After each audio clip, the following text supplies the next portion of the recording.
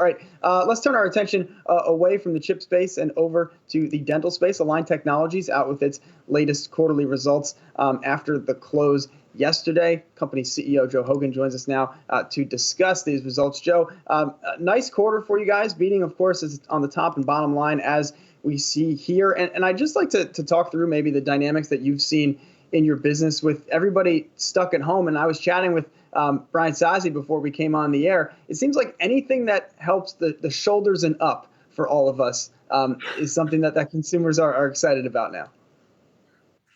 Yeah, I mean, we certainly see that in our results for the third and the fourth quarter. That momentum we had in the third continued in the fourth. And we talked about the Zoom effect. I think there's two parts of this, actually three parts.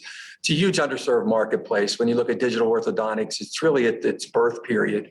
We look at 500 million patients out there that have a correction and need a correction that could receive it with this kind of digital orthodontics. And we're still underpenetrated on the orthodontic side itself with the 15 million unit cases. And, people are really embracing the technology and driving it even during those COVID period.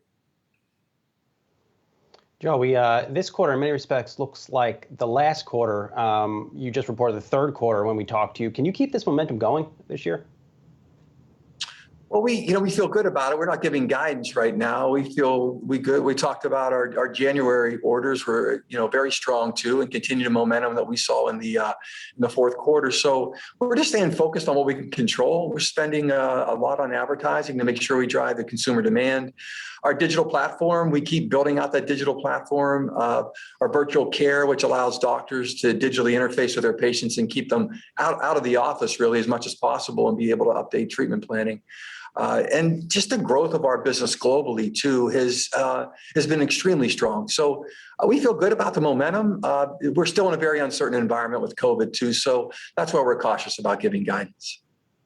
How big is your advertising budget this year, Joe? Because you work with a number of influencers. I lost track. You put a lot of them on your earnings release. How much are you spending this year, and where are you spending it? We spend about $250 million a year on advertising. We spend it all around the world, and social media, television. As you work in different countries, you are limited as a Class II medical device in the sense of how you can advertise and where you can advertise. And we obviously respect that, and we use the proper channels in those areas. Joe, as we know, a lot of folks have not been going to the dentist, let alone the orthodontist necessarily during this time.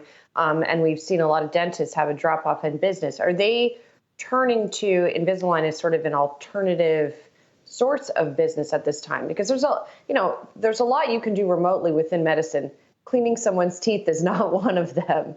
So what are you hearing from folks in your network? Well, there's two channels that we have, Julie, that are really important. We have the orthodontic channel that are, obviously move teeth and traditionally with wires and brackets, and now much more with our digital product. And then you have the general dentistry space, which addresses it too. And so what we're hearing from the orthodontic space is a lot of the patients are coming back into the office now, even with the restrictions on travel and different things all across the world, except where there's severe shutdowns at times where doctors' offices would be closed, and they're looking for, aesthetic treatment from an orthodontic standpoint. And a digital treatment is much less invasive. They don't have to be in the offices often because you can track these things digitally. And it fits really well with the times. And secondly, I think people are becoming more and more aware of this technology and how they can adjust their smile and improve it. And that demand is being expressed, through our GP channels and also the orthodontic channels. And Joe, I'm curious about the teen market and the opportunity there and the challenges there. I think back to I had a palate expander, then I had a bite plate, then I had 4 years of braces. I mean, it was a whole you situation. Had the full rodeo, Myles. Yeah.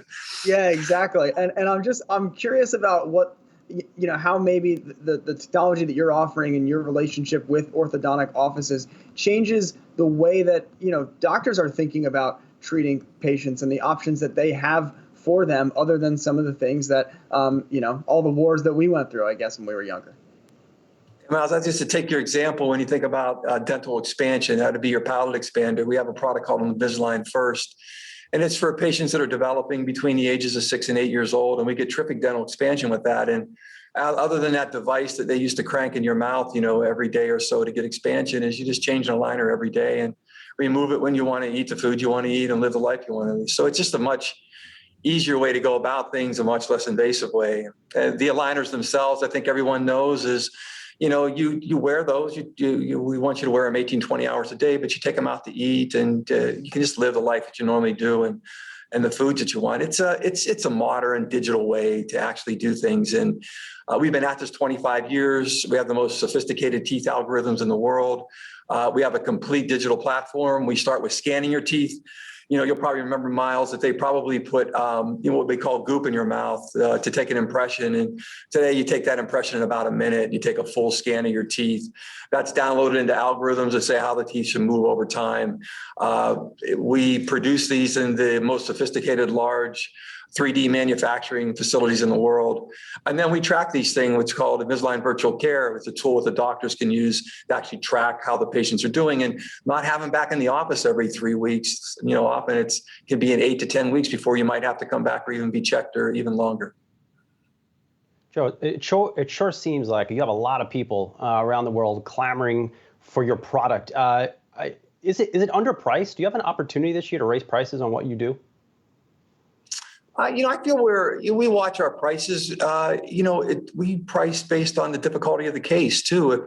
If you have, if you're my age and you have some lower crowding issues, we have products with 10 aligners and 12 aligners that fits really well.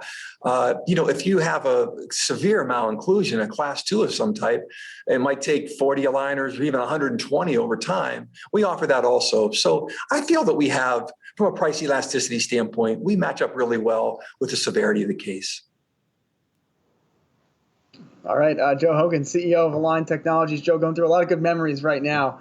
Thinking about, picking the colors for the front. I remember the rubber bands, and the molar bracket was a whole situation. So I'll go think about my orthodontic history, and I'll reminisce with my parents about the bill that they paid. Joe Hogan is CEO of Align Technologies. Joe, really appreciate the time this morning. Thanks again for having me.